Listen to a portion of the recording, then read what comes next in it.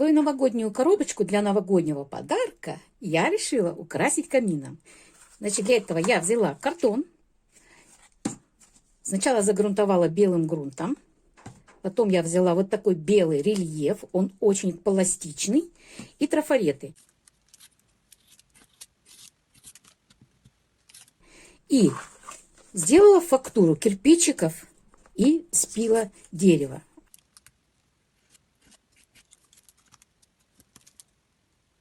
Они у меня уже хорошо просохли. Теперь я хочу тут вот вырезать сам очаг и покрасить камин краской, чтобы он был действительно похож на камин. Так, я докрашиваю очаг. И еще вот эти вот заготовки, которые со спилами дерева, я сейчас тоже затонирую и будем собирать. Начну собирать свой камин. Пора собирать камин. Я буду с трубы начну. Вот такой сторонний скотч в магазине есть у Евгения в городе Ивановске. И буду им пользоваться.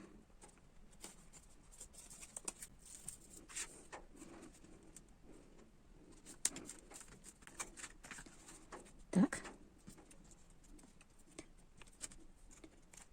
Очаг сюда. Эту часть я приподнимаю. Это полочка на камине, и это будет здесь. Вот так. По толщине больше, чем с двусторонний скотч. Я хочу, чтобы эта часть была повыше. На разном уровне с трубой.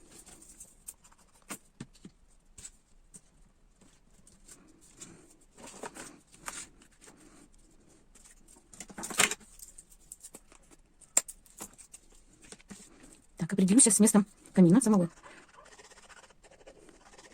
очага. Место не хочу определить.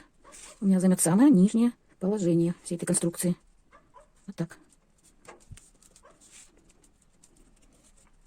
И теперь я возьму мои приготовленные вот эти вырезалочки все и буду его декорировать. То есть и венок хочу, и елку, и Деда Мороза, и подарки. Все тут будет. Вот такая примерно у меня композиция получилась. И сейчас я буду все это склеивать.